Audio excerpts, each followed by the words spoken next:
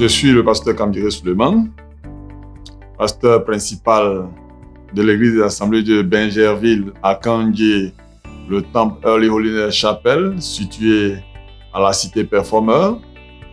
Je suis l'administrateur général du centre des ministères de l'église des Assemblées de Côte d'Ivoire, qui est le siège de l'église.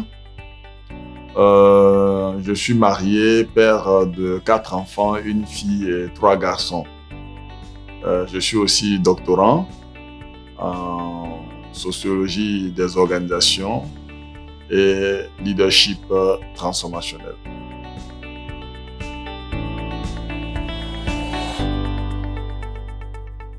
D'abord, j'ai été encouragé par mes étudiants avec lesquels j'ai fait le dernier cours sur l'éthique à l'Institut théologique et pastoral de Daloa.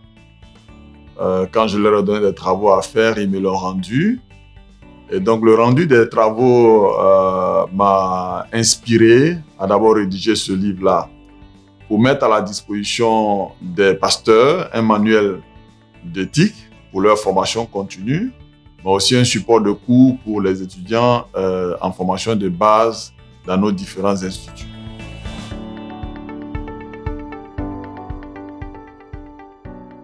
Le message principal que je vous ai porté à travers ce livre, c'est de dire qu'il faut être avant de faire. En tant que serviteur de Dieu, en tant que chrétien, on peut faire beaucoup de choses, on peut dire beaucoup de choses, mais être ce qu'on dit est mieux que faire. Mais surtout, il faut être et faire. C'est ça qui est le plus important, être, notre être. Qui sommes-nous? Comment nous vivons l'évangile? Comme j'aime le dire, ceux qui prêchent l'évangile, on les connaît. Ceux qui vivent de l'évangile, on les connaît aussi. Mais ce que le Seigneur recherche, c'est ceux qui vivent l'évangile. Ceux qui vivent l'évangile.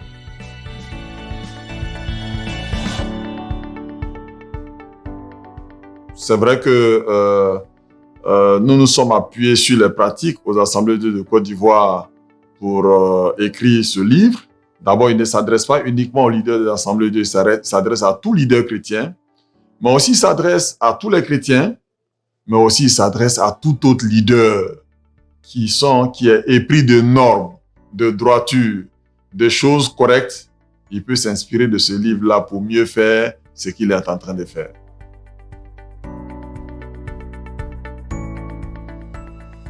Ce livre-là, il a pour but de transformer le leader chrétien, de transformer le lecteur, de transformer le chrétien qui lit ce livre. C'est de l'amener à adopter une autre façon de vivre. Voilà, une autre façon de vivre. C'est vrai que nous sommes instruits sur la base de la parole de Dieu, nous sommes enseignés dans les différentes assemblées, mais avoir un manuel, un document qui vous dit comment est-ce que vous devez vivre, qui vous présente le Dieu éthique, qui vous donne une autre interprétation, on va dire une autre traduction des 10 commandements qui sont le fondement en réalité de l'éthique chrétienne. Je pense que c'est un document utile et en écrivant ce livre, c'était juste d'amener les uns et les autres à avoir une directive, une orientation afin de pouvoir mieux vivre leur vie chrétienne.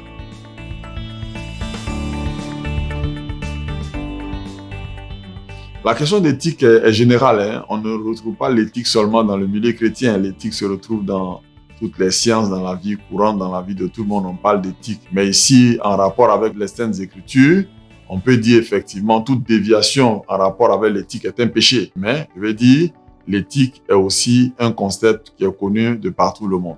Voilà. Mais on veut parler aussi de tout ce qui est des déviations, donc péché aussi.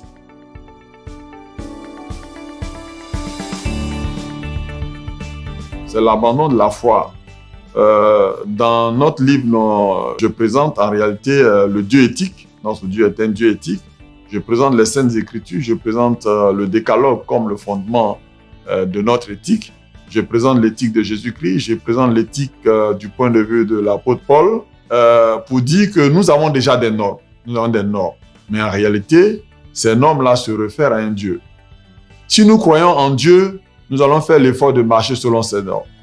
Mais quand nous commençons à perdre la foi, à ne plus faire confiance en ce Dieu, alors on va chercher des détours dans notre vie, dans notre façon d'être, dans notre façon de faire.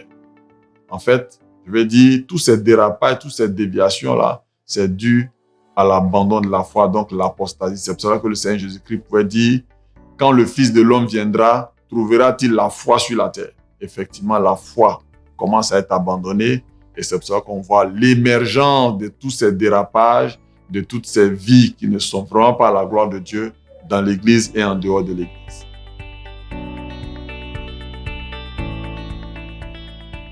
On va dire oui et non.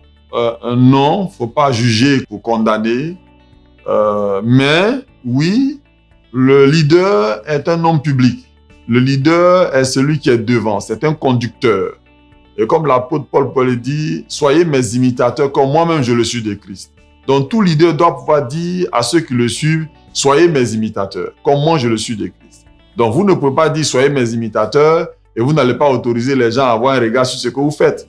Vous avez donc devoir de vivre correctement, vous avez donc devoir d'être, je vais dire, la norme pour que les autres puissent voir. Parce que ce que vous dites, comment on peut le pratiquer si vous ne démontrez pas?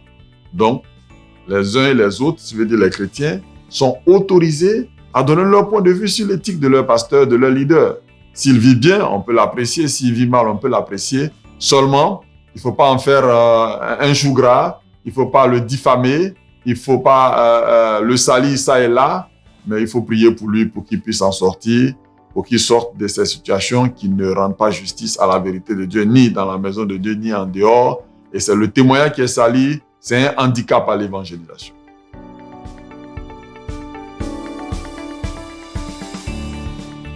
Non, dans un premier temps, parce que d'abord, tout leader a besoin d'avoir une éthique. Puisque c'est un conducteur, il doit être modèle. Mais pour le chrétien, il lui est demandé beaucoup plus.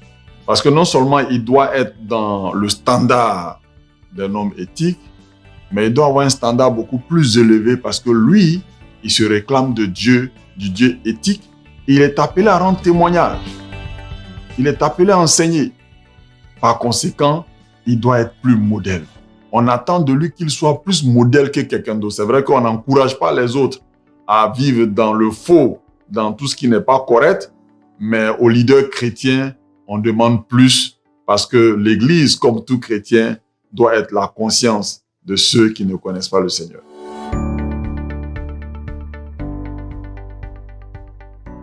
Non, l'Église ne peut pas être gérée comme une organisation séculière. Chaque organisation a sa nature.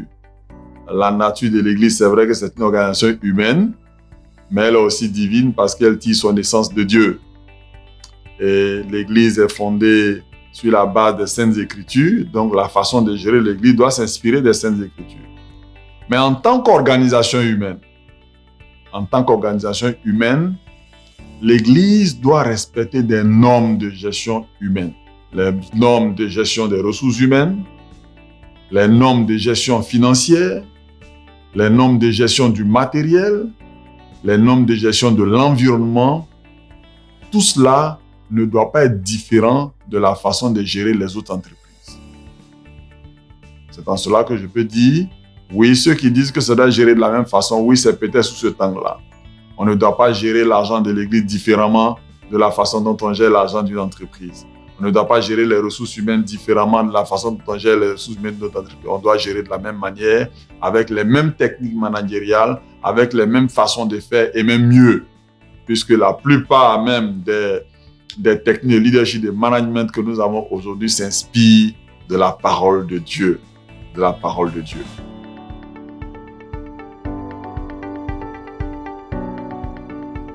Voilà, je voudrais ici exprimer toute ma reconnaissance à des personnes et des personnalités qui vraiment m'ont aidé. Je veux parler du docteur Honoré Daplex, qui m'a fait confiance en me permettant de pouvoir donner mes premiers cours à l'Institut de Daloa, le directeur de l'Institut. Je veux remercier toute l'équipe de lecture de ce livre-là, docteur Bangoré, le pasteur Assis, le frère Jay Steve, le frère Kwaku Atu. En tout cas, c'est eux qui ont lu le livre, qui ont pu apporter ce qu'ils peuvent apporter, sans oublier tous mes collaborateurs au niveau du centre des ministères qui ont contribué. Et puis, mes étudiants de l'année académique 2020-2021, dont les travaux ont meublé la deuxième partie de ce livre. À eux, je veux dire merci, sans oublier mon épouse qui a été un soutien incontournable pour moi. Mais surtout, ce livre-là, je l'ai dédié à deux personnes. Le docteur Zida Nouagapol, mon père spirituel, celui qui m'envoie à l'école pastorale, et le docteur Nyanchou Béché Désiré, cet homme de Dieu consacré, intègre dans sa marche, avec qui j'ai passé près de 9 ans de mon ministère. Et c'est lui qui m'a donné le premier cours d'éthique chrétienne, qui m'a donné d'avoir goût à ce cours et d'aimer ce cours, de chercher à le pratiquer. C'est pour cela que ce premier ouvrage que j'ai écrit sur l'éthique, je lui ai dédié cela. C'est à lui que revient tout l'honneur, parce que je suis un de ses étudiants. Et si aujourd'hui je peux écrire sur l'éthique, c'est parce que quelqu'un s'est investi à moi. Je veux lui dire merci. C'est donc à eux, Dr Zida et Dr Nyanchou, que j'ai dédié ce livre. Que Dieu les bénisse et qu'ils continuent d'être des instruments pour susciter des ministères comme nous, pour que l'œuvre de Dieu puisse aller de l'avant. Que Dieu vous bénisse et je vous souhaite une très bonne lecture. Et ce livre a été préfacé par le docteur Bangouré Dominique, secrétaire général du Bureau national de l'Assemblée de Côte d'Ivoire. Et j'ai apprécié vraiment sa démarche. Même à lire seulement la préface du docteur Bangouré, vous comprenez tout le livre. Et comme il a dit, si vous lisez ce livre, vous ne serez plus la même personne. Et je crois que si vous lisez ce livre, vous ne serez plus la même personne. Merci. Que Dieu vous bénisse.